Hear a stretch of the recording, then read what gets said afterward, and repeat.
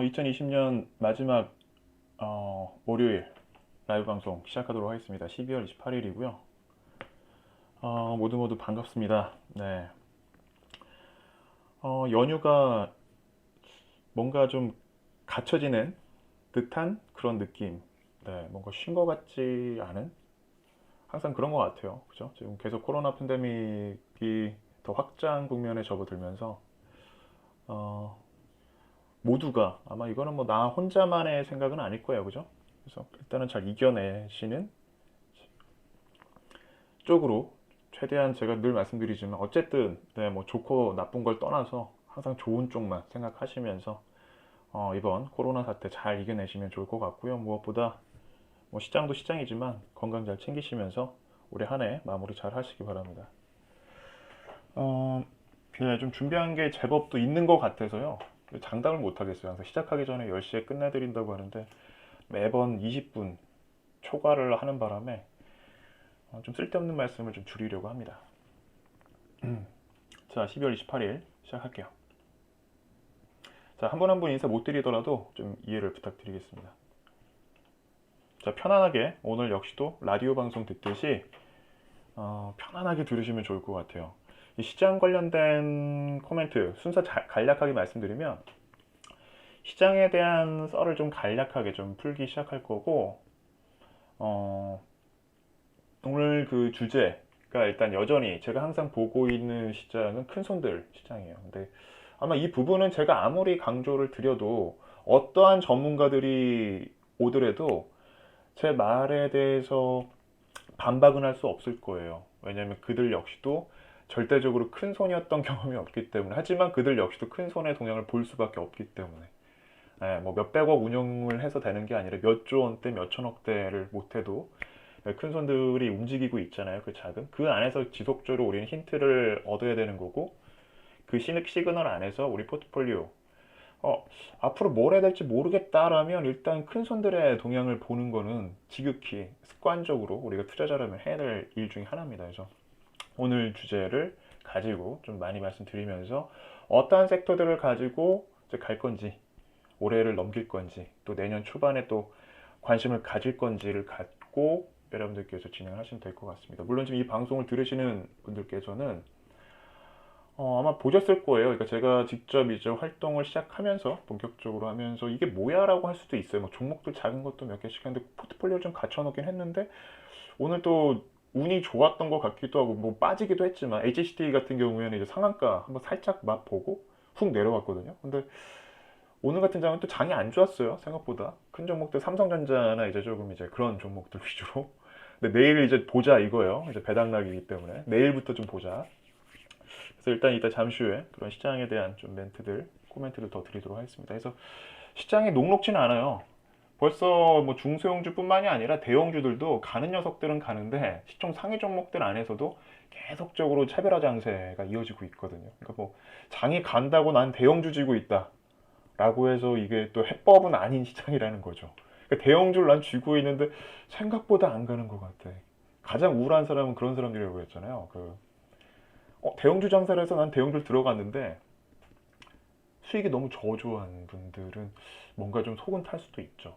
근데 이제 물론 뭐 운이 좋아서 뭐 삼성전자나 뭐 이런 LG화학이나 뭐 대표적인 섹터들 종목들이 조금 위험을 감수하고 들어갔는데 수익이 나고 있다면 아니면 제가 이제 말씀드렸던 LG전자나 좀 많이 눌렸던 게 운이 좋아가지고 갑자기 맞물려서 움직이거나 이런 종목들이 좀 수익이 난다면 그래도 그러니까 그래서 오히려 이런 분들이 계신 것 같아요. 어떻게 수익을 내는지 이제 좀 알 것 같다. 일단 사고 기다려야 되는구나. 쫓아가는 게 아니라 이렇게 이제 좀 이해를 하시는 분들이 많이 계신 것 같아서 다행입니다. 너무 시작을 좀 서둘 길게 했는데 자, 항상 단연 좀 화제는 삼성전자에 대한 이야기예요. 뭐 크리스마스 참 좋게 포장들은 막 되고 있어요. 삼성전자. 지난 라이브 방송을 좀 떠올리시면 좋을 것 같아요. 제가 처음 시작했을 때 기억들 나시나요? 퍼센티지를 가지고 시작을 했습니다. 그죠? 거의 40% 그리고 거의 20% 뭐였죠? 시총 탑10 안에 들어가 있는 종목들의 시가총액이 전체 시장에서 차지하는 비중. 즉 지수 왜곡이 불가피한 시장이 연출이 되고 있는데 가뜩이나 시총이 거의 뭐 400조 원이 넘어가 있는 삼성전자가 꿈틀대기 시작하니까 우선주도 당연히 같이 움직이겠죠. 우선주까지 합치면 거의 뭐 500조 원대. 그 이런 종목이 이제 뭐 잠깐 들썩이니까 시장이 이제 뭐 분위기는 되게 좋게 보일 수도 있겠지만 여기에 대한 배경 우리는 다 알고 있습니다. 그죠? 배당에 대한 부분들, 배당이 왜 높을 수밖에 없는지. 올해 제대로 이제 두들겨 맞았죠. 상속세 관련된 세금 관련된 이슈가 되다 보니까 이 부분에다가 지금 ETF 쪽 그리고 반도체 모든 게 지금 다 격포제가 하나씩 맞물려 있었고 액면 분할까지 가뜩이나 잘해놓은 상태였기 때문에 개인 투자자들 역시도 접근하기가 쉽게 만들어진 상태였던 거죠. 그래서 지금 해외 쪽 ETF 쪽의 매수세 계속 거기에 대한 그 벤치마크를 해야 되니까 삼성전자는 무조건 편입을 해야 되는 상황이 된 거고, 그러니까 올라가고 있는데도 불구하고 담고 있는 거고, 그런 그림들이 이어지고 있는데 가뜩이나 상속세에 대한 이슈가 나오니까 배당도 많이 줄 거야. 쓸데없는데 들고 가지 말고 내년에 이런 거죠. 실제로 시장이 좋을 땐 말이죠. 선수들은 배당을 받고 배당락 감수하고 시장을 이제 오버홀딩을 합니다. 안 좋을 때는 웬만해서는 배당을 안 받고 시세 차익을 해버리고 끝내버리는 경우도 있는데 시세다 갈 건데 오히려 뭐 배당 수익 2%도 먹고 큰 손들 입장에서는 큰 수익이거든요 이게. 작은 개인들 입장에서는 뭐 한 1,000만 원 들어갔을 때 한 25만 원? 근데 여기서 이제 배당 소득세 15.4%딱 띄고 나면 얼마 안 된단 말이에요. 개인들은 뭐 이것 때문에 이렇게 목을 매나 할 수도 있지만 크게 자금을 움직이고 있는 세력들 입장에서는 이거마저도 오히려 명분도 있고 올해 넘겼을 때 바스켓 너 뭐 갖고 있어? 했을 때 삼성전자 다 맞는데요. 배당까지 받았어. 전체 인덱스랑 뭔가 맞춰가지고 윈도우 드레싱도 뭔가 이런 역할을 좀 해주지 않았나 싶어요. 그러니까 스윙이나 안 좋은 것들은 막 잘라내고 거기에 이제 좋은 쪽에 삼성전자 보유했던 또 세력들이 더 담는. 그래서 이제 내년을 까봐야 된다라고 저는 이제 말씀을 드리는 거예요. 내일부터가 시작이지 않을까 싶은데 실제로 지금 바스켓이 너무 많이 열려 있습니다. 상식적으로 말이죠. 근데 제가 계속 잠깐 수시로 시황 관련된 코멘트 많이 안 드리거든요. 저는 시황 전문가는 아니라고 말씀드렸기 때문에. 그럼에도 불구하고 계속 드리고 있어요. 그냥 제가 보고 있는 것들. 굳이 시장 모니터링 하는데 시간 쏟지 말자라는 게 제 주의이기 때문에 저는 계속 바텀업 방식으로 투자를 하는 사람입니다. 기업에 초점을 계속 맞추고 있죠. 일단은 바스켓이 너무 열려 있고요. 차익 매도 물량이 프로그램 쪽을 말씀드린 거예요. 프로그램 매매 쪽에서 바스켓이 열려가지고 차익상 매도 물량이 쏟아져야 될 타이밍인데 뭔가 받치고 있는 듯한 막연한 뭔가 보이지 않는 기대 심리. 그래서 오늘 같은 경우에도 오후장에 비차익 거래 쪽에서 오히려 매도 물량이 더 많이 나왔고요. 정작 그 차익 쪽에서는 순매수로 마무리를 했거든요. 한 200억이었나? 얼마 안 됐어요. 근데 그럼에도 불구하고 차익 그 순매수로 마감한 것만으로도 참 대단한. 그래서 내일을 좀 봐야 될 것 같아요. 내일이랑 어쨌든 이번 주부터는 이제 선수들도 휴가 시즌이고 심지어는 지난주부터 그 해외 쪽 펀드 매니저들, 뭐 헤지 펀드 운용하는 사람들이나 뭐 이런 분들은 이제 연이어서 다음 주 일요일까지 이제 휴가를 가는 분들이 많이 있습니다. 그 전에 포지션을 다 정리를 했거나 내년에 대한 포지션을 취했거나 현금을 만들어 놓고 내년 준비를 하거나 이렇게 좀 준비가 된 상황이다. 그런 거 봤을 때 삼성전자가 일단 움직였다고 우리가 이 부분을 가지고 뭐 글쎄요. 일단 우리나라 이렇게 생각하시면 제일 좋을 수도 있을 것 같아요. 그래서 기둥이 무너지는 것보다 계속적으로 낙세 효과를 말씀드렸기 때문에 중요한 거죠. IPO 쪽에서 내가 다 공모주를 못 받았다고 하더라도 그 자금, 증권 계좌에 이제 들어온 걸 가지고 나한테 들어온 걸 가지고 다시 재투자를 하는 실제 그것 때문에 고객 여태금이 많이 늘고 있잖아요. 그러니까 그런 효과는 계속적으로 나올 것이다. 그러니까 저도 참 이거는 제 상식적으로 이해할 수 없는 수급적인 배경들이 계속 깔리고 있다라는 거. 근데 이건 뭐 저뿐만이 아니라 아무리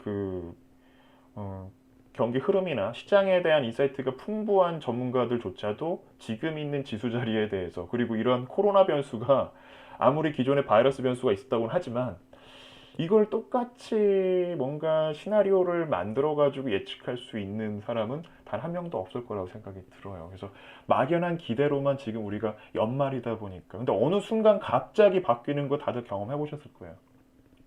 그리고 지금 시점으로 봤을 때 시장이 뭐 꺾인다라는 말씀드리는 게 아니라 충분한 쉼이 있어야지 더 큰 상승이 나올 수가 있는데 너무 조바심을 느끼면서 조금씩 올라가는 그림은 오히려 시장이 망가지기 더 쉽게 만들 수 있는 그림이다. 그래서 지금 실제로 삼성전자가 글로벌 반도체 기업 시가총액 전체 합산 중에서는 이제 1위를 이제 탈환을 했죠. 덕분에 요즘 시장의 분위기에 맞춰서 뭐 이런 것들은 나름대로 뭐 사명감을 가질 수도 있는 것이고, 뭐 이와 관련된 이제 기업들, 납품업체들, 저 같은 경우에도 유일하게 이제 그 뭐랄까 과거에 되게 안 좋은 기억이 있었거든요. 대기업 쪽에 하청업체라는 이제 표현들이 있었잖아요. 하도급사라고 이제 바뀌기도 했고, 이제 납품하는 업체들이 아니면 이제 중국 쪽에 이제 기술을 아니면 이제 도난당하거나 아니면 이제 대기업 쪽에 뺏기거나 이런 게 과거에는 조금 비일비재했거든요. 오래 투자하신 분들은 아실 거예요. 그래서 항상 밸류에이션을 책정하는 데 있어서 하청업체들, 납품업체들, 부품업체들을 밸류에이션을 매길 때는 그렇게 썩 좋게 매기지는 않는 경우가 있어요. 실제로 뭐 해외 부품사로 교체를 할 수도 있을 수도 있고, 근데 요새는 이제 조금 더 끈덕지게, 특히 삼성그룹 같은 경우에는 뭐 제일기획이나 이런 업체들을 저도 한번 보면, 이제 뭐 인터뷰를 하다 보면 정말 그 하도급사에 대한 좀 수평적인 구도를 많이 이루려고, 왜냐면 또 외부에서 보는 눈도 많잖아요. 이게 뭐 갑질을 함부로 했다가는 뭐 순식간에 문 닫는 거는 일수기 때문에 실제로 그 부분들을 의식을 더 많이 하고 움직인지는 모르겠으나,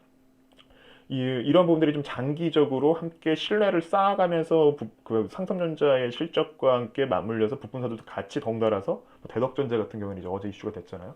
그러니까 그런 부분들을 봤을 때는 저도 지금 시장이 바뀐 부분들만큼은 좀 놓치는 부분들도 있어요. 그러니까 과거에는 이랬던 안 좋았던 사례들, 트라우마가 있다 보니까 제가 좀 안 좋아하는 기업들이 몇 개 있거든요. 조선주 쪽에서는 뭐 과거 STX, 뭐 대동조선도 있었고, 그리고 웅진 쪽 제가 별로 안 좋아하고, 웅진코에 정말 안 좋아하거든요. 거긴 너무 이제 오너들의 그 비하인드 스토리인데 나중에 말씀드릴 텐데, 웅진 관련된 종목들은 일치 안 하는 게 좋아요. 웬만해서는. 그리고 조선주들도 지금 막 호황이다 호황이다 얘기를 하지만, 과연 제가 이제 의문점이 있는 부분은 과연 그 금액을 다 받고 제대로 들어왔나. 실제 그 조선주들이 그 도산하게 됐던 부분들도 불과 이게 몇 년 전도 아니고 5년, 6년 전이에요. 한창 뭐 중국 쪽 때문에 뭐 문을 닫았다, 뭐 이렇게 뭐 워크아웃에 들어갔다, 뭐 이런 얘기가 있었지만 그런 게 아니었고, 흑자도산 같은 분위기였거든요. 그러니까 이게 그 예를 들면 제대로 자금이 좀 돌아야 되는데 회계장부 자체가 좀 뭔가 분식에 대한 느낌이 좀 강하다 보니까, 그래서 오히려 지금 같을 때는 막 실적만 불풀릴 수도 있지만 막상 까봐야 된다는, 계속 까봐야 된다, 우리는 의심을 해봐야 된다. 잠깐 의심하다가 기회를 놓칠지언정 잘못하다가 그동안 벌어놨던 걸 순식간에 날리거나 소중한 자산이 훅 날아가 버리면 그때부터 심리 어떻게 컨트롤 하실 건데요? 일단 자산을 지키고 보는 게 우선이라는 거죠. 남들이 막 들어가니까 나도 같이 들어간다? 지금 막 외부에서 언론들이 잘 알려주고 있으니까 든든하다? 기관들이 받쳐줄 것 같아? 내 자산을 불려줄 것 같다? 그러려면 차라리 간접 상품 맡기는 게 맞죠. 똑같이 삼성전자 들어가 놓고 기관들이나 외국인들이 이제 떠받쳐주니까 올라가겠지. 이런 건 또 마인드도 아닌 거잖아요. 그래서 좀 조선주들도 마찬가지고, 너무 지금 분위기가 좋을 때는 한 번쯤은 의심을 해볼 필요는 있다라는 거죠. 건설주도 마찬가지고, 물론 지금 내년에 이제 선거가 이제 계속 연달아 있잖아요. 그래서 그런 거 봤을 때 이슈는 뭐 건설주들도 나쁘진 않게 보고 있지만, 그래서 전반적인 섹터 잠깐 말씀드리면 그렇고요. 편하게 들으시면 됩니다. 저는 뭐 항상 탑다운 방식으로 제가 경기에 대한 사이클이나 이런 뭐 경기 지표를 가지고 뭐 말씀을 드린다면 좀 이 부분들을 더 뭐 받아 적으세요라고 말씀드리겠지만, 저는 그냥 스몰캡 전문가에 불과합니다. 그냥 기업을 위주로 계속 기업 쪽으로 단단한 포트폴리오를 만들어가는 투자자. 넘어갈게요. 삼성전자가 이렇게 올라갔더라, 이런 이슈들은 좋죠. 계속적으로 이제 부각은 받을 게 분명하니까. 자, 2달간의 이제 백신 랠리. 어떤 분들이 이제 수익률을 이제 막 책정을 하는데, 4월부터 12월까지 막 책정을 해서 내가 수익을 이만큼 벌었다고 하는데, 그게 수익률이 맞을까요? 1월부터 계산을 해야죠. 1월부터 해서 3월에 폭락이 나왔죠. 그 다음에 어떻게 대응을 했는지.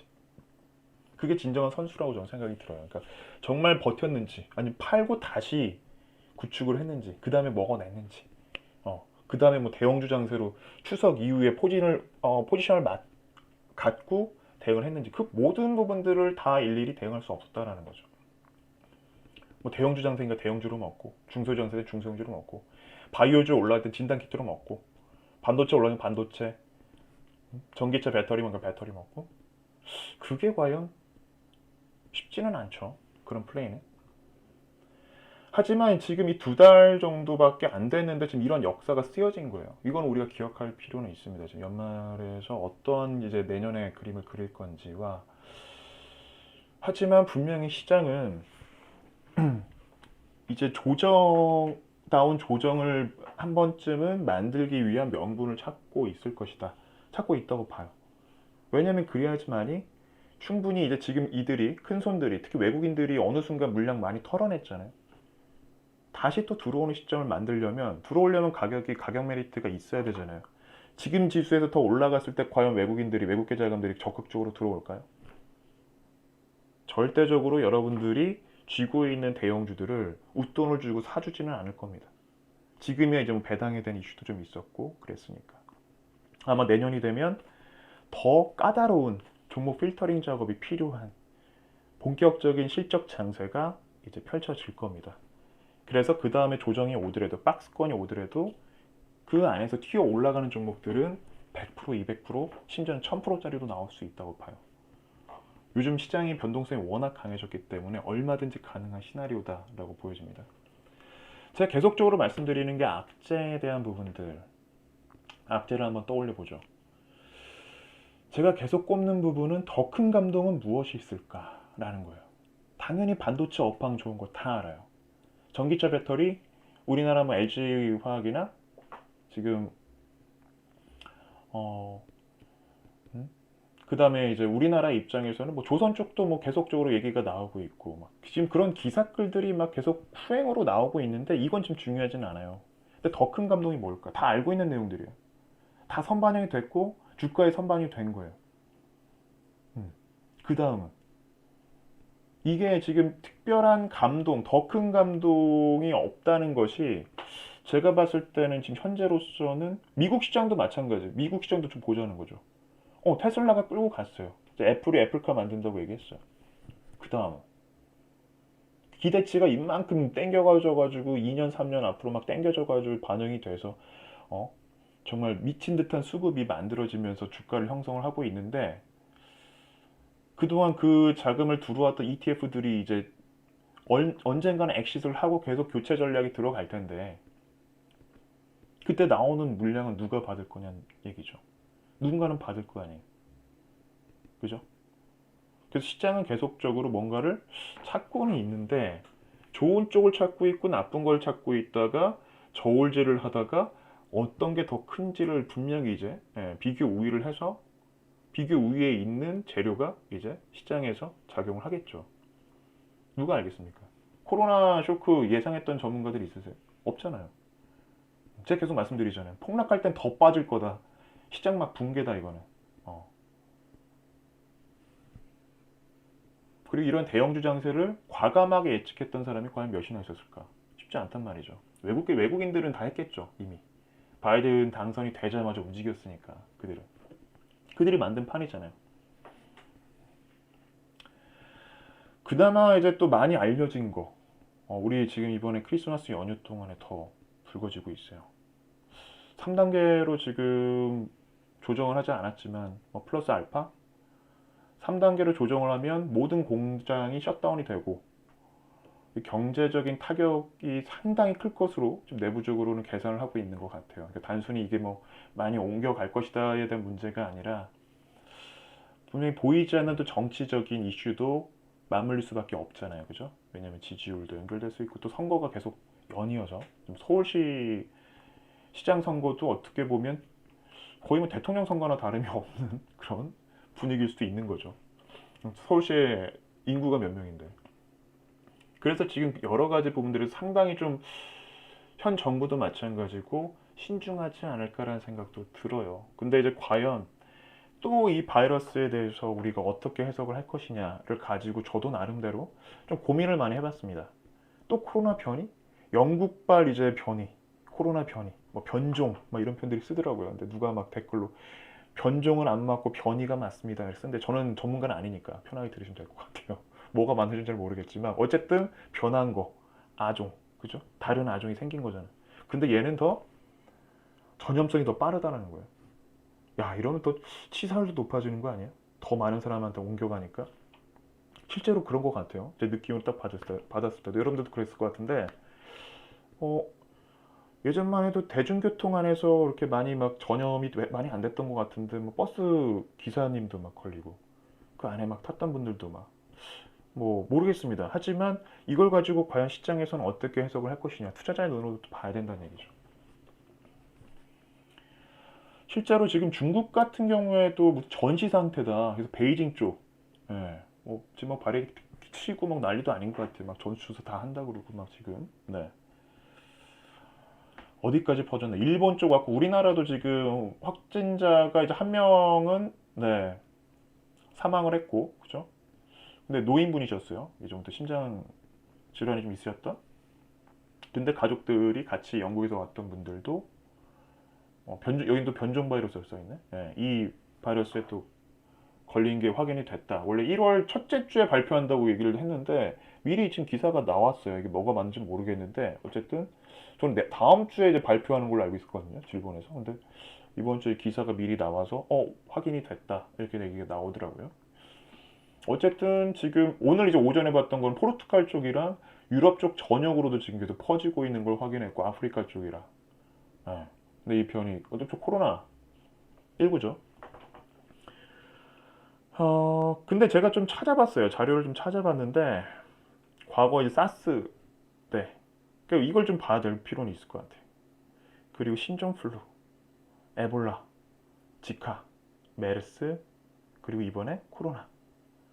어떻게 보면 코로나, 이번에 우리가 경험하면서 과거 메르스는 참 별거 아니었구나를 생각하게 되는데, 지카 바이러스는 상당히 좀 컸고요. 그죠? 에볼라는 이제 아프리카 쪽이랑 이런 쪽, 지카는 브라질 쪽인가요? 네. 근데 쭉 봤는데 이때 가장 많이 빠졌던 게 그 지카 쪽이었고 브라질 쪽이었고 우리나라 이제 코로나 3월 19일 날 그 급락 폭락했던 그 전체 단기 그러니까 시작점부터 최고조화 됐을 때를 좀 본 거예요. 신종플루 때는 의외로 많이 안 빠지고 올랐다라는데 이때가 2009년이었잖아요. 저 정확히 기억을 하는데 2008년도에 서프라임이 먼저 폭락을 했기 때문에 미리 선반영이 돼서 안 빠진 거예요, 그냥. 예, 얘는. 그래서 이렇게 올라간 것만 수치가 나오는 거고 일단 여기서 봐야 될 건 뭐냐면 눈치 빠르신 분들은 바로 캐치를 하셨을 텐데 그냥 이런 이벤트는 저가 매수의 기회거나 이게 심화가 됐을 때 팔면 절대 안 된다라는 거. 저도 예전에 제 뭐 경험담 아시는 분들은 다 아시겠지만 9.11 테러 때 하한가 세 방 먹고 정리했더니 2달 반 만에 플러스로 이미 다 제가 보유했던 가격 이상으로 올라가 있더라 그 종목이. 9.11 테러 때 그랬거든요 저는. 그걸 처음 경험해 봤으니까. 미국의 무역센터 그 쌍둥이 빌딩 무너질 줄 누가 알았어요 그거를. 누가 예측을 했을까. 경기 지표를 보고 알 수 있는 것도 아니 테러인데 이거는 또. 그런 일들이 그때도 똑같았어요. 미국 모든 금융 시스템 마비. 근데 2달 반 만에 올라왔어요. 근데 지금 이런 사태를 보자고요. 딱 두 가지죠. 겁먹을 게 없다. 이미 시장은 학습 효과가 너무 충분히 나와 있다라는 거예요. 이제는 모든 이제 돈보따리 싸들고 들어올 사람들이 몰려 있기 때문에 오히려 이 변이 더 많이 퍼져서 시장에 반영만 돼봐라. 뭐 그러면 안 되겠지만 지금 웬만해서는 이제 잘 해야 되겠지만 그만큼 시장에서는 무서워하지 않는다. 그리고 이미 충분히 코로나19로 인해서 올해 같은 경우에는 뭐 만반의 준비가 다 되어 있지 않겠습니까? 어떻게 대응을 하는지 이미 다 알고 있고 처음 시작할 때만 해도 우리가 몰랐잖아요. 마스크를 지금까지 쓸 줄 몰랐잖아요. 그런 겁니다. 이미 다 알고 있어. 막 마스크 사재기 막 패닉바잉 너무 막 했었고. 하지만 장기화가 되면 될수록 우리가 봐야 될 것 중에 하나는 그 소비 지표 계속 말씀드리고 있죠. 그래서 일단은 코로나 변이가 지금 악재는 아니고 오히려 기회일 것이다. 큰 손들에겐 기회다. 벼르고 있을 것이다. 다시 3월 19일 안 오나? 벼르는 사람들 많잖아요. 지금 이 방송 듣고 계신 분들도 계실걸요? 아닌가요? 저도 그런데? 하지만 이런 악재는 좀 악재성 이런 부분들은 좀 빨리 일단락 됐으면 좋겠어요. 솔직히 생활 패턴이나 우리 이 부분들은 다 공감하시리라 생각이 듭니다. 그죠? 정말 더 어려운 사람들은 더 어려워지고 있고 큰 자산을 쥐고 있는 자산가들은 더 많이 배를 불리는 지난 라이브 때 이제 그 말씀 드렸죠.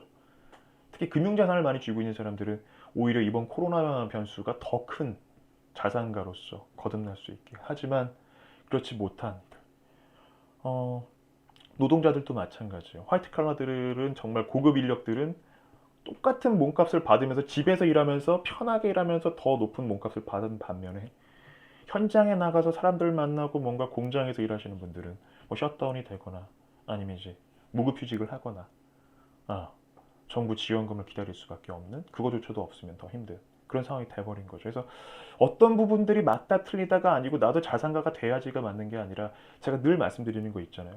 중산층이 살아야 되는데 음? 경제 전반적인 구조가 왜 계속 그 낙수 효과를 말씀을 드리겠어요. 아래에서 계속 위로 자금들이 계속 흘러내려야 사이클이 돌아간단 말이에요. 음? 자산가들이 쥐고 있는 기업들이 돌아가려면 소비 밑에서 계속 나와야 되거든요. 그들만 산다고 뭐 명품만 살 거 아닌 거 아니에요. 우리가 사는 데 있어서 명품만 있어서 되는 거 아니잖아요. 그죠?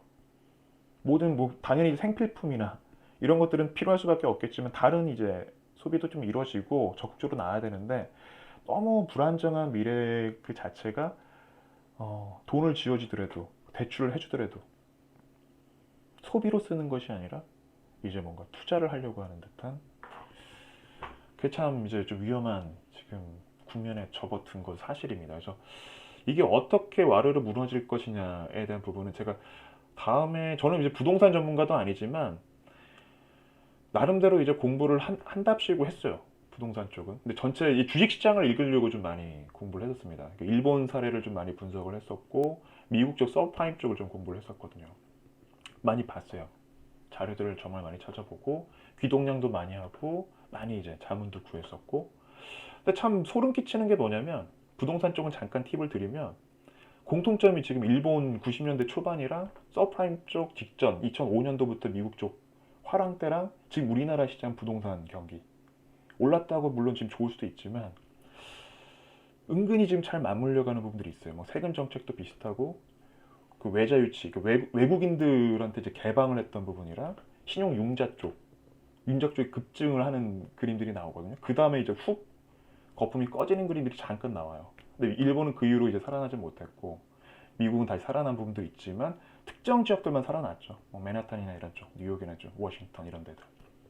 나머지들은 오히려 주저앉은 상태에서 지금도 이제 가고 있는 상황이고 서프라임 사태가 상당히 잘 모르시는 분들 많이 계시는데 다른 데들은 다 줄고 살 때만 강하게 살았어요. 그래서 오히려 우리도 이미 조금 스마트한 투자자들 입장에서는 그래서 지금 서울 경기 쪽에 더 많이 몰려있는 부분들은 충분히 그 심리적인 부분들을 이해를 할 수밖에 없죠. 그 부분들은 사람들이 또 모여 있으니까 또 떨어지는 것도 이상하죠.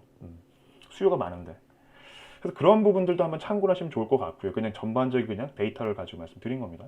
어떻게 될 것이다 예측이 아니라 자 그래서 일단 제가 그냥 봤을 때는요 편하게 말씀드리면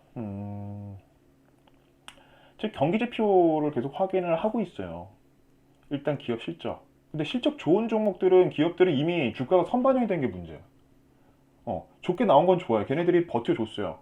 걔네가 이제 하나의 마중물 역할을 하면서 코로나 관련된 종목도 수혜주들이 지금까지 이끌어낸 건 사실인데 그 다음 이제 앞으로죠. 그 다음은 이제 감동을 줄 거냐. 내년에도 이만큼 실적을 낼 수 있어? 확인해야 될 거 아니에요. 두 번째는 이제 일반 소비자들이나 일반 지금 우리 국민들이 다 지쳐 있어요. 여러분들은 안 그런가요? 그 코로나 블루 관련된 얘기들이 막 나오고 있는데 이게 너무 장기화가 돼버리면 만성적으로 뭔가 이제 보이지않는 하나의 악재로 그 다음에 기존 과거의 바이러스 사태랑 좀 다른데? 라는 해석이 전문가들 입에서 나오기 시작할 경우에는 변종이 나왔는데 야 이거 걷잡을 수 없이 너무 빠르고 이거는 이제 더 이상 통계 예측이 어려워. 관리가 안 돼. 이런 상황이 돼버리면 이제 조금 장기전에 대한 부분 때문에 하나의 이제 시장의 악재로서 작용할 수도 있다라는 거죠.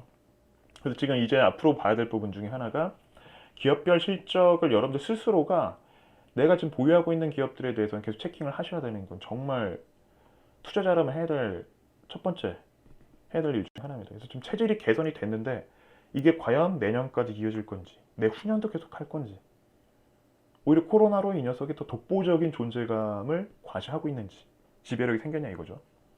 아닌데 그냥 일시적으로 그냥 어디선가 받는 수혜로 끝난 건지 뭐 마스크 같이 마스크는 성장할 수는 없잖아요. 그죠? 잠깐의 반짝이지. 이미 이제 많이들 쓰긴 쓰겠지만 과거의 그 성장 수치가 이미 다 반영이 된 거기 때문에 거기서 더 급성장이 나와야지만이 주가가 올라가겠죠. 더 큰 감동 없잖아요. 다 이미 다 비축할 사람들 비축해 놨고. 네? 그래서 일단 악재가 코로나 변이가 아니라 그 다른 쪽에서 나올 가능성이 높다라고 보고 있는 겁니다. 반도체, 전기차, 그리고 일단 올해 상반기 때는 코로나 진단 키트, 그리고 이제 치료제 관련돼 가지고 계속 백신이랑 그 안에서 계속 옥석가리가 나오는데 이건 진짜 전문가들도 어려웠죠. 예측하기가 어려웠죠. 이것도 누가 예측을 해요, 이거를. 임상이 어떻게 될 건지 진짜 네, 아무도 모르죠. 바이오 전문가들도 예측을 못했을 텐데 해외에서 어디서 나올지 어떻게 알아 이게. 그렇기 때문에 거의 테마에 가깝고 이건 섹터라기보다는 제가 이거는 기사가 나오기 전에 이제 계속 좀 말씀드렸던 부분인데 이미 내년 내후년에 대한 그 좋은 전망치를 싹 끌어다가 지금 주가가 반영된 상태이기 때문에 그렇다면 그 이후에 감동이 있을까라는 데 기사가 오늘 이 자료 만들다가 봤는데 있더라고요. 이제는 2022년 실적을 볼 때, 네. 뭐 올해 많이 안 간 걸 또 누가 봐야 된다 이렇게 써는 것 같아요. 잠깐만요. 어디서 쓴 거야? 잠깐. 뭐 EPS 얘기 나오고 뭐 이래요. 예, 그냥 실적 좋아지면 뭐 주가랑 해서 뭐 퍼가 낮은 거 사라 뭐 이런 거예요. 예, 참고하시면 되는데 그만큼 여기서 중요한 거는 내년에 대한 기대치로 뭔가 나는 산다. 이거는 잘못됐다라는 거죠.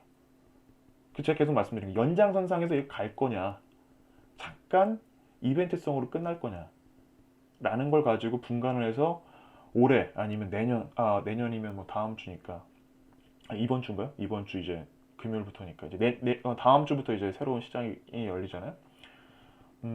그때부터는 이제 속관할 준비를 하셔야죠. 참고로 다음 주 월요일은 10시에 이제 개장합니다. 마감은 똑같고. 네.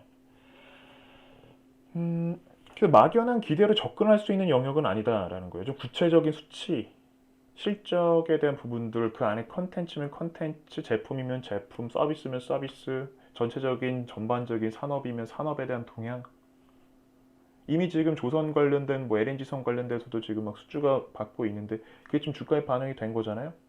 근데 그 중간중간에 이제 막 그 중도금 받고 막 이럴 거 아니에요. 자금 그 정산이 어떻게, 이건 진짜 한번 조선 줄 아는 사람은 아마 딥하게 팔 겁니다. 회계장부에 어떻게 반영되고 있는지, 진짜 현금이 들어왔나, 그냥 숫자만 반영했나. 근데 그게 아니라고 했을 때는 아수랑이 될 가능성이 높아요. 그래서 물론 지금 구조조정을 했고 충분히 내성을 갖고 있는 건 사실이나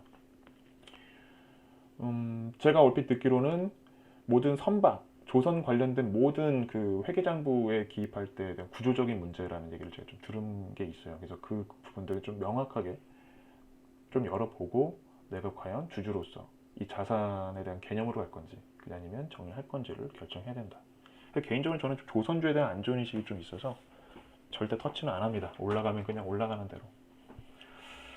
그래서 일단 지금 시장에서 또 이런 판단들을 하시기가 어려우실 수도 있다고 들어요. 그러니까 뭐 그렇다면 지금 당연히 내년에 전기차도 좋고 배터리 쪽 관련돼서 이제 뭐 애플카 관련돼서 자율주행도 이따 잠시 말씀드리겠지만 다 좋은 건 알겠는데 지금 들어가는 게 맞을까? 그러니까 딱 둘 중에 하나입니다. 중간은 없어요. 그 위험 감수를 하고 내가 쥐고 갈 거냐, 내 자산을 태우고, 아니면 그냥 조금 더 빠졌다가 나는 이렇게 너무 많이 올라간 종목 말고 다른 종목을 택할 거냐, 이거에 대한 뭐 명확한 결정에 대해서는 뭐 남들 의식할 필요는 없다고 봐요. 상대적인 거? 어느 누가 그 얘기를 하더라고요. 그 전문가가 아니고 국내에서 이제 VIP 자산운용 쪽이었구나. 네. 최준천 대표님이 그런 얘기를 하더라고요. 질투에 대한 부분들, 가장 버려야 될 게 투자자들 입장에서 질투를 하면 안 된다. 일단 나만 보고 과거에 내가 어떻게 했고 앞으로 어떻게 할까, 이게 중요한 거지. 남들은 뭐 이거 했는데 누구는 오늘 상한가 종목 잡아, 이게 의미는 없다라는 거잖아요. 그들도 똑같은 고민을 할 겁니다. 제가 지난 라이브 때도 말씀드렸잖아요. 개인 투자자들만 이런 고민을 하는 게 아니라 올해 옷 벗는 기관 투자자들이 어마어마하게 많을 거라고 말씀을 드렸잖아요. 내년에 인서고가 이제 반영이 어마어마하게 될 겁니다. 순식간에 왔기 때문에 이 대대 상승장이 기관 투자자들조차도 그 많은 스마트한 인력과 정보력을 쥐고 있는 이들조차도 못했다라는 거죠. 그래서 위험 감수를 할 거냐, 위험 회피를 그냥 조금 더 보류를 했다가 나는 다른 전략을 취할 것이냐를 가지고는 이건 내가 정말 좀 줏대 있게 가는 게 맞는 거죠. 내 투자 성향, 색깔에 맞춰서 말이죠. 그들을 쫓아가는 게 아니라. 그래야지 뭔가 자신 있게 대응하지 않겠습니까, 시장은. 잠깐 뭐 심심할지라도 기간 대비 그들보다 높은 수익을 내면 되는 거니까 종목 하나에서 바뀔 수도 있다고 계속 말씀드리고 있죠, 제가. 자, 그래서 일단 봐야 될 관점을 좀 말씀을 드리고 싶었던 거고요. 이 기사는 뭐 그냥 잠깐 참고하시면 될 것 같고, 기사는 기사일 뿐입니다. 기사를 너무 막 메모하시면서 보실 필요는 없다고 봐요. 실질적인 그 경기 지표를 좀 보자.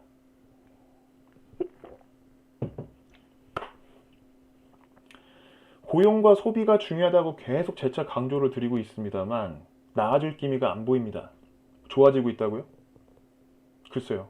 제가 봤을 때는 이거는 과거에도 비슷한 흡사한 그림들이 이어졌었거든요. 그 이후에 잠깐 좋아지려다가 지수가 장기전으로 바뀌었어요. 장기 조정으로. 왜냐면 지수 개선이 나오지 않았기 때문에. 대표적인 게 이제 지금 이번에 뭐였죠? 실업수당 청구 건수 3주 만에 줄어들었어요. 이게 많아지면 많아질수록 실업자가 많다는 얘기잖아요. 나와가지고 이제 신청하는 거니까.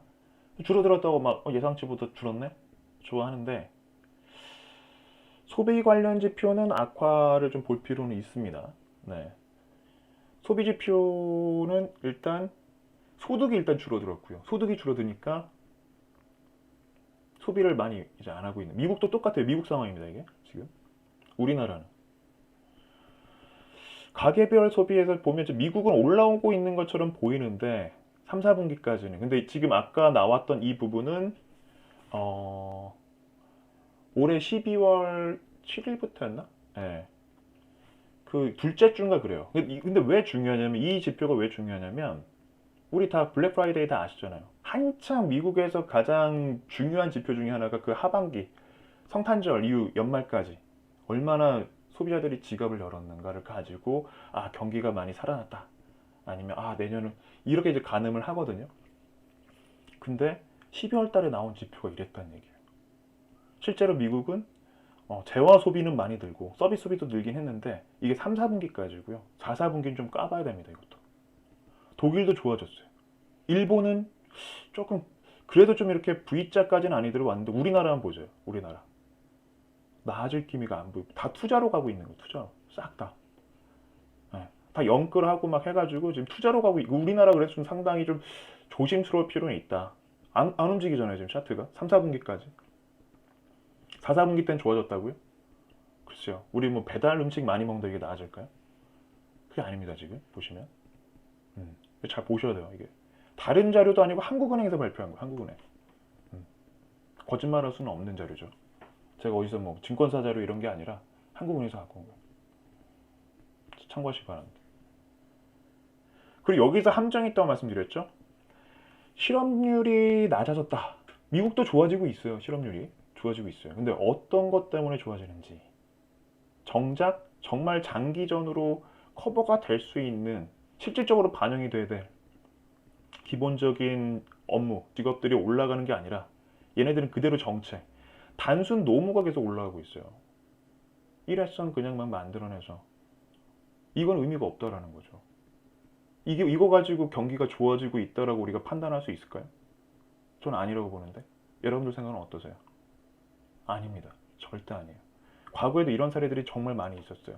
아래에 있는 이 아래 얘네가 움직여야 돼요. 사무직, 기능직, 판매직들이 위로 올라가줘야 돼요.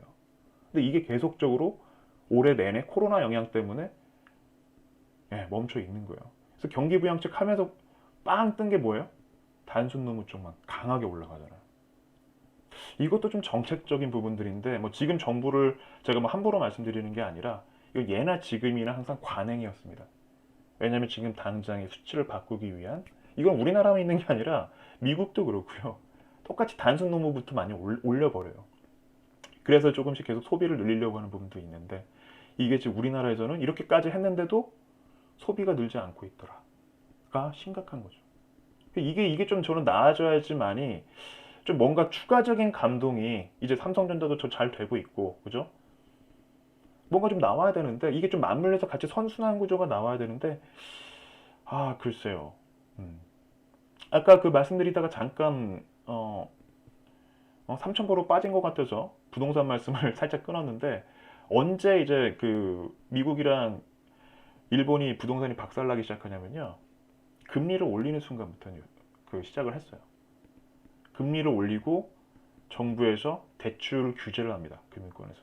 그때부터 이제 거의 끝물이었던. 네.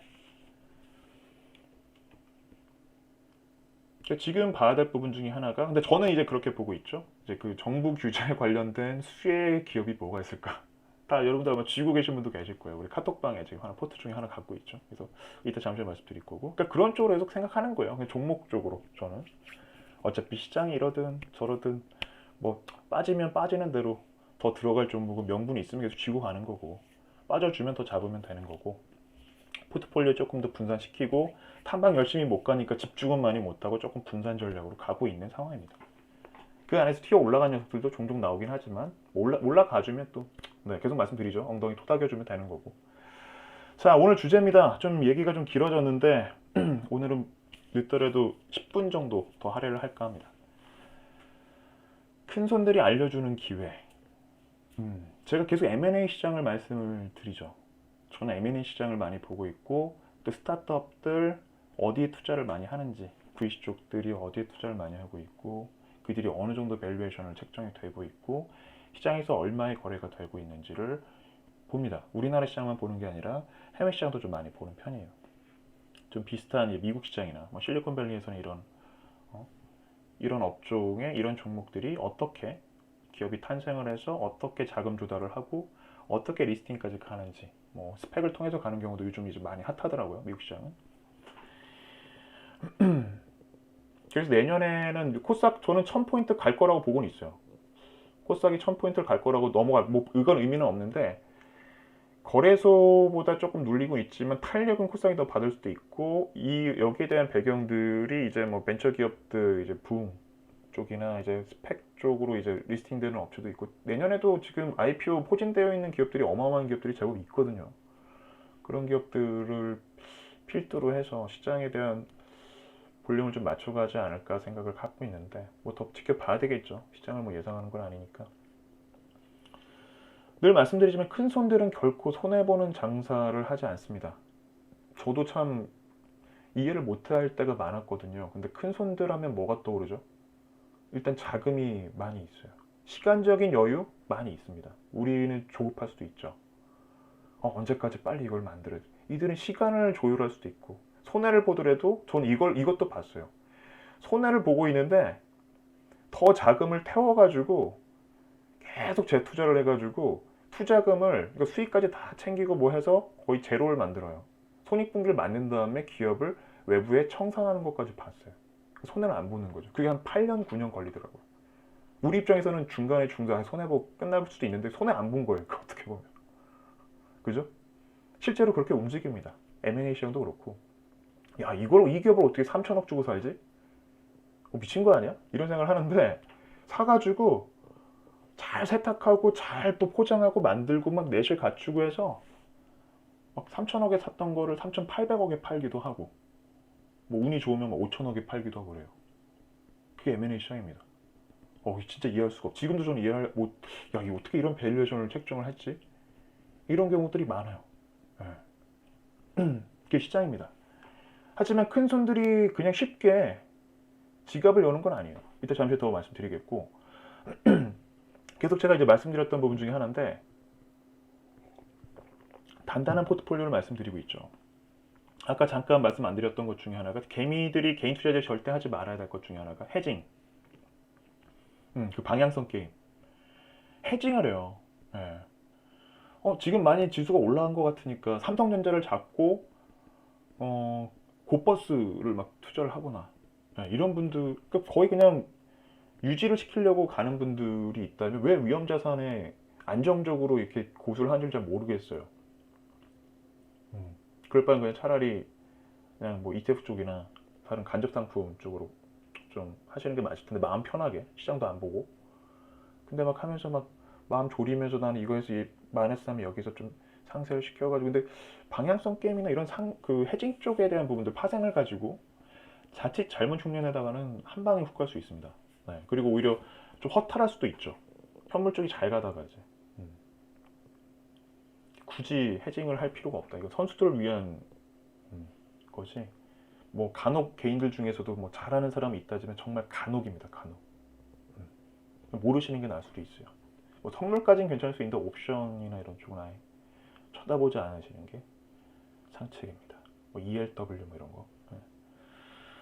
자, 단단한 포트폴리오는 제가 뭐 그냥 말씀드리는 게 아니라 워렌 버핏조차도 단단한 포트폴리오를 만들어서 운영하고 있다. 5월 달에 운용했던 금액이 얼마였더라? 제가 아직 기억이 안 나요. 200조였나? 그런데 전체 비중에서 그때 차지했던 게 70%를 그러니까 예를 들면 200조다. 그러면 140조가 4종목이었어요. 네 종목. 거기서 40%가 애플이었고 45%였나? 2%였나 그랬어요. 코카콜라, 뱅크 오브 아메리카, 아메리카 익스프레스, 아멕스가 10%씩 거의 들고 있었어요. 그리고 나머지 종목들이 있었어요. 한 30% 정도가 한 46개, 한 50개 정도 분산 투자가 돼 있었는데 의미는 없었었고, 전체 포트폴리오를 좌우했던 게 바로 이 4종목에서 나왔더라. 즉 단단한 포트폴리오는 여기서. 그래서 계속 말씀드리는 게 몰빵보다는 분산, 적절한 분산은 필요합니다. 그래야지 뭔가 좀 자신 있게 한 종목에 했는데 한 종목이 가주면 좋긴 한데 너무 안 갈 경우에는 이건 좀 멘탈 관리가 쉽지 않을 수도 있어요. 그러니까 1,000만 원 기준으로 보면 못해도 한 2종목은 분산하는 게 맞고, 한 5천만 원 한다면 한 3종목, 조금 나는 좀 리스크 분산이 좋아 그럼 4종목, 그렇게 하다 보면 제가 계속 말씀드렸죠. 500만 원, 1,000만 원 들어갔던 게 200%, 150%가 나버리면 금방 내가 5천만 원 운용하는데 3천만 원을 만들어지더라. 그러면 전체 금액에서 나머지가 이제 뭐 수익으로 바뀌는 거죠. 7천만 원, 8천만 원 되니까 이제 1억을 볼 수 있는. 그렇게 전체 자산으로 움직이는 거지. 종목 하나하나가 다 수익이 나야 돼라고 생각하시면 좀 오산일 수도 있어요. 제가 계속 VC 쪽 투자를 어떻게 하는지 말씀드렸잖아요. 그죠? 일단 버리는 카드가 있어서는 안 되지만 예상대로 가지 않는 게 시장이라는 거죠. 거기에 대해서 준비를 하는 게 또 단단한 포트폴리오를 섹터별로 만드는 게 중요한 거고. 지나친 분산보다는 섹터별 집중하는 게 중요하다라는 거. 쓱 보면 이제 아시겠죠? 그리고 다시 한 번 말씀드리면 종목 백화점 질비하게 많이 늘려가는 거랑 늘릴 바에는 ETF 투자하는 게 맞고 해징할 바에는 간접 상품 하는 게 맞고, 그죠? 아니면 해징할 바에는 인덱스 하는 게 제일 나아요. 자, 이번에는 애플 몰빵. 포트폴리오 43% 차지. 이게 7월 9일 날 그랬구나. 네, 그랬고 애플 팔고 제약사를 또 산 거예요. 6조 원어치 담았다. 전체 운용 금액에서 크지는 않습니다. 6조 원이면. 이게 1개월 전에, 한 달 전에 나왔습니다. 그래도 좀 중요하게 봤나 봐요. 제약사.